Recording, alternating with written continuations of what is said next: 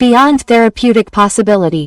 This is one of the most difficult things to talk about with the family. To say from a scientific point of view, there is nothing more that can be done. And then my mother said to me, "Hey, doctor, there's just one thing that makes me sad, besides everything else, one more thing." The day he went back to the ICU, it was his 5th birthday and we had agreed that his birthday would be Captain America's. So, we wanted to celebrate. Celebrates. Oh, there's a way. There's a way for everything. So let's get Captain America's clothes. We'll bring the doll, buy the Captain America doll and we'll make the Captain America cake. Today, thank God, there are people to do everything. They made a beautiful cake, blue and red. We put a blue and red balloon. We dressed the boy in blue and red. We sat him down. He's in a coma, one eye open. Then the ICU got together, nursing, physical therapy, doctors, residents. Poe was crying so much and I said, "Why are we going to sing happy birthday?" "We're going to sing happy birthday for the birthday." Do you think that's why I was going to sing happy birthday? No, I spoke to his mother. Why are we gathered here? It is to celebrate life. Because he was invited into existence, just as he was invited into existence. God breathed and gave him the Spirit. Then he gave him life. Because we have existence, God gives life. And a tumor will not interrupt this child's life. It is difficult, very difficult. But it is in faith. We can say that death does not have the last word. It will not stop this boy from continuing to live. He will only be here for 5 years. How short! But in the time that he is with us, we will celebrate. Let's go. Because I spoke to him, I know that you are in a coma, but life, my son, you were called to it and it will continue after this. I will still meet you for many things. There are still many encounters up there. It is like this, it will continue. I spoke to his mother. It is only for this reason that we remain standing in this place that in the midst of so much pain, in the midst of suffering, was dreamed up by God. Just as I was, just as you were dreamed up by God. So, when we are dreamed by him, we come into existence. But we are so beautiful, right? And because of God's design, this remains forever. It is written in Psalm chapter 33, verse 11. And all of God's projects, all of God's thoughts remain. God is faithful because he does not abandon any of his children. God does not abandon any of our children. So, it is written in the Word of God that our thoughts are not God's thoughts. Why? Because our thoughts are fickle. Every hour we think something different. Every hour we are in a different place. We are like Teresa of Avila says, right? Teresa of Avila is charming, right? When you decide to study Teresa of Avila, you will see how charming she is. And she spoke to Jesus like this. Jesus, today the crazy woman is loose. There's a crazy woman in the house today and she's already loose today. So, Lord, find a way to control the crazy woman. Who is the crazy woman in the house? Who is the crazy woman that one day we wake up with the crazy woman loose? Imagination. And then in imagination we go far, right? We go far. The boy doesn't eat. The mother starts crying because the boy is going to get sick. She's going to hospitalize him. She's already crying at the boy's wake because the boy died. The boy just didn't have lunch. So that's how we live. It's the crazy woman in the house. It's imagination. But God's thoughts are not. And God's thoughts are us. We are us. God dreams and worries and takes care of each one of us. We are God's thoughts. So, keep this in mind. How beautiful. God dreamed of us. Because he dreamed, we became flesh. But to become children of God, when do we become children of God? From the water that flows from the heart of Jesus. Because water is a prefiguration of baptism. So, we become children of God in the heart of God's only Son, who is Jesus. So, we become children through the Son, in the heart of the Son. Do you understand that? This is beautiful to cry about. God made us out of love. He dreamed of us and Jesus made us children of the Father, His brothers, and feeds us because the blood came from the heart of Jesus as the prefiguration of the Eucharist. So, look how beautiful, He made us children and feeds us because otherwise we won't get home.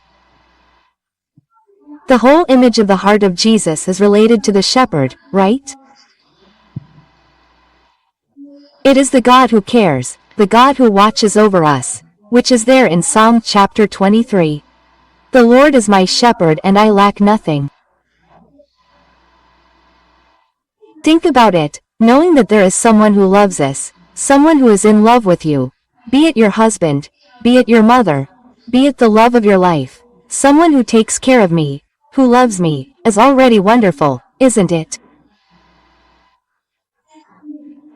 But knowing that I have a God who never leaves me, who never leaves my thoughts, who loves me and takes care of me, that alone would make us leave here jumping for joy. And why do we still drag on? Because we don't remember these things, we don't read the words, it's all written. Everything I'm saying to you is written. It's here in the Word of God. I go to one psalm, I go to another, but it's all here. Sometimes we don't understand why I was born in Zion. Zion is His heart. That's where we come from. And He takes care of each one of us. Because it's written in Ezekiel, look how beautiful this is here. This passage from Ezekiel is enough to make us cry. In 34 He says that I will go, I myself, He says, I myself will take care of my sheep. It's written in John, because they know me and I know them. They know my voice. I know each one. He knows each one of us. That's wonderful. And He says, I will look for the lost one. I will bring back the lost one. I will think about the broken one. I will restore the broken one. I will carry you in my arms. I will put you on my shoulders and take you home. It is Him personally. It is this heart of God that loves us. It is this loving heart that Jesus came to reveal to us. So, He will take care of you, He will look for each child. Wherever you are, God will go after you. He does not lose you, He takes care of you. So, what celebrates is this love that pours out on each one of us, that goes after us. It is God who knows us, and the knowledge of the Bible is not the human knowledge that says, no, guys, I know Filó, I have her phone number. It is not this knowledge, it is not the external knowledge that has her phone number, no. It is the knowledge that He knows. He is more intimate with you than you are yourself. Do you know that God who knows all your insides, that He saw you being made? He knows everything about you. It is this intimate knowledge that is written in the Bible. Song that the Lord in this moment that is unique, that is alone, that is each one of us. Even if you are surrounded, this moment is only yours. The one who will be with you, with me, is Him. Do you think that God will leave us alone at some point, people? No. The day that you understand, each one of us understands that we are precious to Him, loved by Him, that He died on the cross for Him. So, what is the invitation of this feast of the Sacred Heart of Jesus? It is for us to abandon ourselves to His heart, to stop trusting in the human securities that we think we have, because sometimes we think that our security is in our powerful friend, in money, in my name, in my intellectual capacity, in my beauty, nothing. We have to learn that where is all our security? In Him, Jesus. And there is no heart more delightful to be in than His. He said, abide in my love. What does it mean to abide in His love? To abide within His heart. So, when you enter the rooms, your room to pray, in silence, in deep silence, besides listening to your heart beating, we have to be sure that there is another heart there beating, which is through faith that we realize, it is Him. The one who will never abandon you, who will never leave you.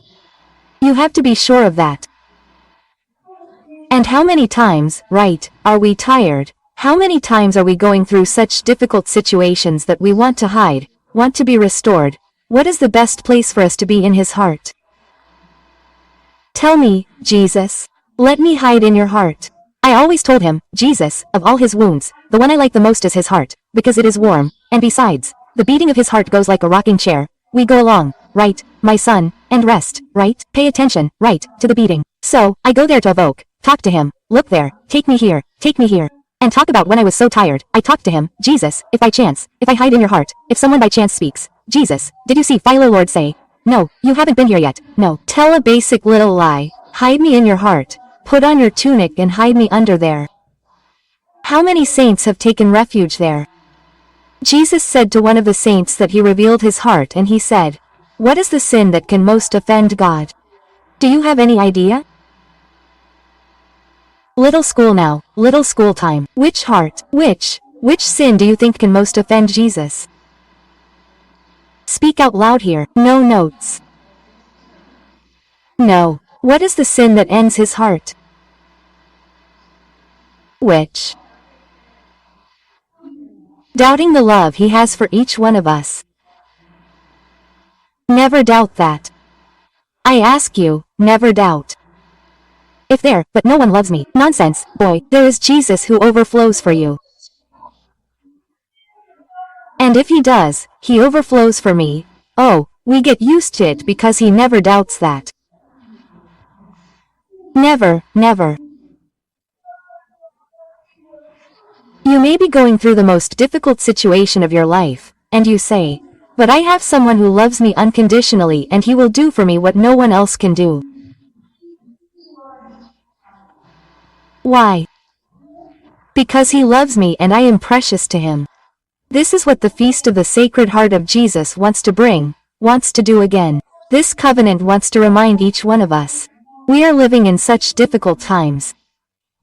People are suffering so much, families are so sick, individuals are so sick, so sad. Let's raise our heads, lift our chests and say, I have a great love that takes care of me. This is what you have to experience. This is what you have to have courage, the audacity to live. You have to repeat these phrases that I say to you every day. Remember this. Put your heart into it and say, I walk because of this. I get up because there is someone who loves me and who has a purpose in my life, who made me for eternity. I am invited to eternity. You are going through a difficult time here, but it is in his heart that I will drink from this. If I am thirsty, it is there. He said, let anyone who is thirsty come and drink, and from him who believes, rivers of living water will flow. God the Father said that he would make our heart a new heart. Didn't he say that? A heart of flesh. This heart that was described in Ezekiel is Jesus. We have to ask him for his heart. Jesus, give me a heart like yours. He once said this to Sister Margarita. He spoke to her. Do you want to exchange hearts with me? Can you imagine a scene like that? I would fall over dead before he said anything. Do you want to exchange hearts with me? I'll give you mine. Will you give me yours? Oh, I would die hard. You've already made some jokes with some saints, right? So, it's worth reading these stories. It's worth it, because this is real. This love of a God who never tires of revealing himself to everyone and saying, I love you. This is true. His heart has no more room for each one of us. So, in the same way that we are loved, that he seeks there the source of living water, the source of life, which is him, he is our source of life. If today you are dragging yourself along, have a problem, have a worry, bring it to him. Tell me, Jesus, let's renew here today. I want to renew my faith, my courage, my love, and I want to feel again this love that the Lord has for me. Unconditional. The problem is that we live in a world that only loves you if you have a bank account, if your car is impeccable, if you are blonde, if you are thin, maybe if you are red-haired, maybe if you are brunette, is full of itself. Jesus loves us despite our defects, despite knowing that we are very much clay and not very spiritual. Yes, the wise man knows what we are made of. Pay attention. It's like this. He loves us because he doesn't want us the way we are, but he knows what we will be one day, the model of what we will be, which is, what did he do? Our Lady was a person who did not raise any objection to the love of God, the action of the Holy Spirit in her life. If we do this, if we allow God to act, we will be a masterpiece. We have to surrender ourselves to this love. We have to throw ourselves into the heart of Jesus and say to him, I'm safe, friend. Let's go. Carry me, Lord. And do here the same way that I seek life in your heart. Jesus, allow me to bring life to my brothers who are dead. When I say dead, I don't mean a physical illness, no. It's an illness of the soul. People are discouraged. People are without hope. People don't believe, Mom, that this will pass, that so much will change and that we belong to God. We belong to the Lord. And whatever happens, I belong to him and no one will take me out of his hand. It's written in the Word of God. Who will be able to separate us from the love of God? Isn't that written in Paul's letter? Nothing separates us from his love. This makes us extremely happy to know that we can live because of this love, right? This love that guides us, right? That speaks of here in Psalm chapter 23, right? That happiness and love will follow me every day of my life. Why? Because of the presence of the Lord. But I'm going through a very difficult time, but I'm in God. If this is happening to me, the Lord knows why. And this is happening, he's going to teach me something. What does Jesus want with each one of us, people? He wants us, he wants to prepare us, he wants to polish us, because he's preparing our soul to return home. We're on the way, we're like children. And as we get older, it's also written in the Word that the physical body deteriorates, the soul renews itself. So I joke with the group there, you're getting Botox every 3 months and how long are you getting Botox in your soul? How long? Because the soul has to be renewed. We have to ask Jesus for the grace of spiritual childhood. What is spiritual childhood? Spiritual childhood is unconditional trust in him. Just like a child, people, a child, you tell her something, father or mother, she trusts. Give me your hand, she goes. She doesn't question where you're going, no. Come with me, she goes. Give me her hand. If the father stopped, he stops. If the father walks, he walks. He doesn't ask why he stopped, or why he's walking. This is the kind of trust we have to have in Jesus. Because if I'm in his, if I was born in this heart, if he takes care of me, if I never leave God's thoughts, if he knows everything about me, if he loves me unconditionally, what else can I fear? Only my own will, which is my fight. This is what allows us to be happy, that we fight with God. Instead of giving something to him, we say, but Jesus, I want it like a child. Child, don't eat it, my son. It will make you sick, but I want it. But you will get sick, my son. But I want it. So how can you see? Soon you will see that I will have to give you some medicine. Isn't that how it is? We return like children before God. Why? We don't trust him, in this trust that I say is unconditional. Do you know why I go crazy and see suffering? I hear so many stories, I see so many situations that I say, if I had asked Jesus before doing it, I wouldn't be suffering now. But we don't have the courage to tell him about our dream, as if we could hide something from him. We trust in his heart, we say, I'm going to tell you a secret in your heart. You know that guy over there? I'm crazy about him. Do you think he's good for me? Talk to him. Say, Jesus, but I'm so in love. If I say he's not, I'll be very sad. Quote, he says, but Felipe, you'll be sad now, rather than later, my daughter. It's not like that. It's like this. I want to do a deal. Don't open a deal without talking to him under any circumstances. Only he knows whether it will work out or not. Oh, the day we understand this. Oh, the day we understand. You ask him for everything. Trust him. Your greatest desire is his heart. He will give you much better than you dreamed. Because God is a detail-oriented person. Keep this in mind. He takes care of the smallest details that you didn't even think about. He does it. You say, how did he know? Because he knows you like no one else. There will be a day when we trust. There will be a day when we understand. And the day when we surrender, like I said. The internet will work if he wants it to. Oh, who owns all things? Him, people. If we learn this, we get better. We don't spend so much Botox, right? Because we wrinkle less. Why worry about so many things? He says that. Why do you worry, right? You get confused with your concern. Trust me. That's the proposal. And I wanted to know from you here, how many of you here know, because I've said this more than once, but it's been a while, the enthronement of the Sacred Heart of Jesus in the home. How many of you know about this? One person, two, three. Have you never heard of it? Haven't heard of it? But no one has heard of it. How many people have an image of the Sacred Heart of Jesus in their home? So, there's a beautiful promise. This is a very old tradition in the church, very old in the church. Where did this come from in the church? When Jesus arrived at Lazarus' house for the first time, the people who arrived said, "Lazarus, look, there's a powerful man there doing some cool things. It seems like he must be a prophet. He must be something good. I'm going to bring him here to eat, but never alone." A bunch of people, poor Martha, died of a gift. That group of hungry men arrived at Martha's house to eat. So, the first time Jesus arrived, you can imagine, people, he arrived, right? Jesus must have received Jesus with all delicacy. It was a rich family. They welcomed Jesus well, but in that formality of the waiting room, right?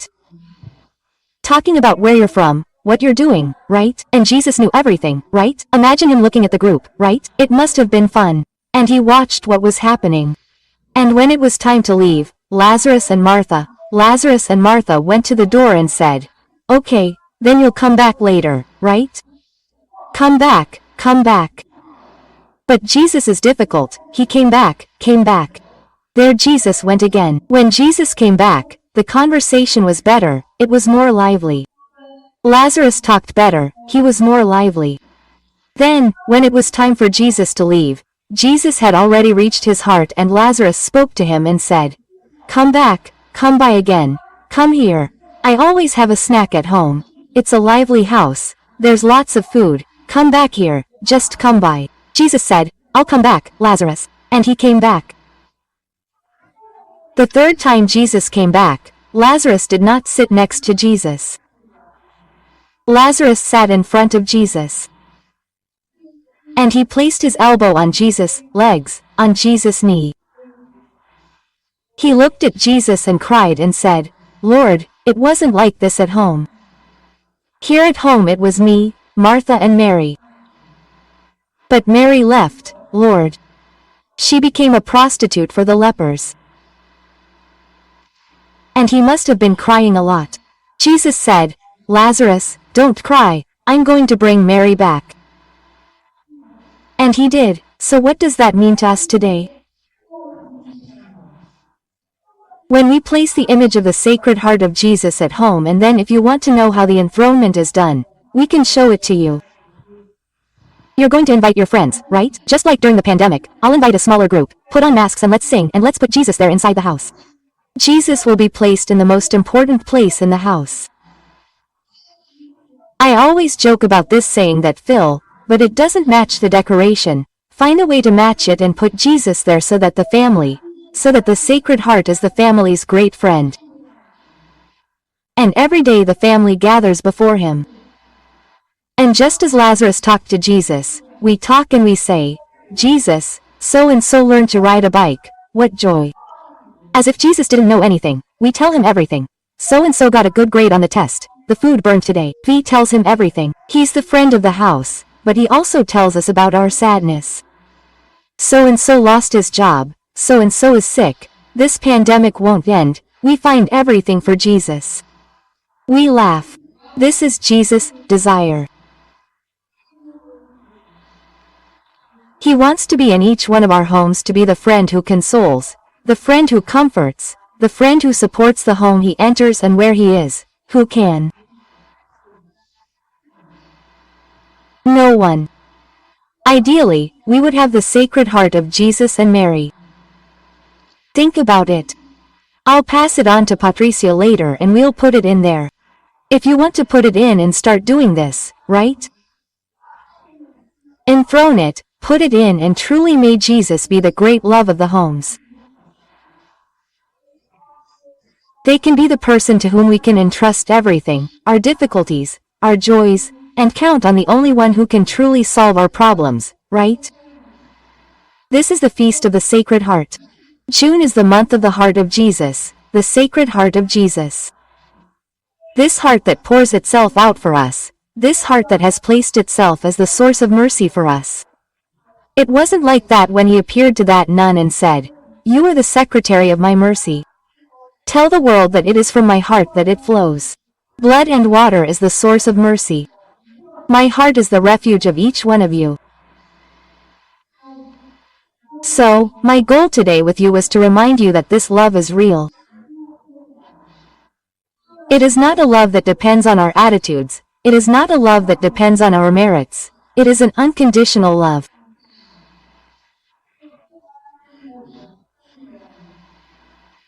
If you leave here today just remembering that you were dreamed of and exist, think of God's thoughts, are kept in His hands, in His heart, and that He takes care of you.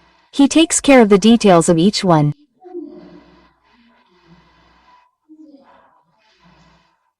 If you keep this and live this, it is the second step. Do not let sadness take over, do not let fear take over, but have the joy of the one who knows where you are, in the heart of God. It will only happen, Lord, I don't know exactly what will happen today, no. But I trust in the Lord, that the Lord is my God. And I am going to tell him something I learned from Saint Philip Neri. Go to the mirror in the morning, talk to Jesus, look at Philo, keep an eye on her. Keep an eye on Philo today. If you don't keep an eye on her, I might betray you. 20 coins are nothing, Lord, I'll trade you for much less. Keep an eye on me, otherwise I'll betray you.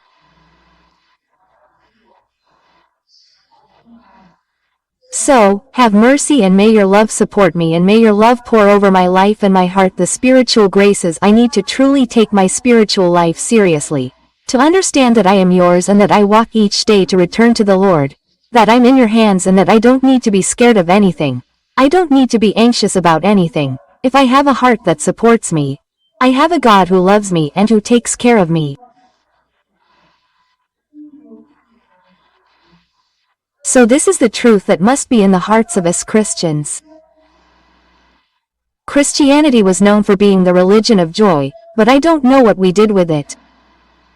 Christians must be happy to have a God like this, so we can dance in the street. You're going crazy, my son. Yeah, oh, with joy. Why? Because I have a Father. I have a God who takes care of me. So may you leave here today restored, renewed in His love. Friday is the day of celebration and may you immerse yourself every day in the heart of the only one, people, the only one who never abandons us, never betrays us, never disappoints us, never changes us, but carries us in His arms. He follows us, He goes on the strangest roads we walk. He finds us lost in the world. It is He who I speak of, Jesus. Give me the grace to not live taking care of the things that don't take me anywhere, Lord, of the things that don't give me meaning in life. Don't let me get lost, Lord, in that which will have no meaning for eternity. Give me true life for the things that are true, because the world has disoriented us, but the Lord is the only one who guides us. So, may your staff guide us from the false world, Lord, and may it truly guide us in the true faith of a living God, a true God who rose again and who walks with us. So, may we not seek anything outside of God. Do not seek anything outside of Jesus. Only He has the best for us. We will not get anything good outside of Him. Keep that in mind, nothing good is far from Him. Only in Him is the best for us. And at any stage of our lives, we have to live asking Him, Lord, I am experiencing something that is taking away from my life the meaning of living fully. I want to be better spiritually, Lord. I really want to take a real journey. I want to look at my life and say, it was worth living, right? It was worth being in this world. It was worth living. One day, as I said to the people there in the ICU when I was crying, one day when we are in heaven, we will understand this confusion that we live here in this ICU. Laugh and cry, but because of faith, because life is much more than all of this. Because God has already told us, it is eternal.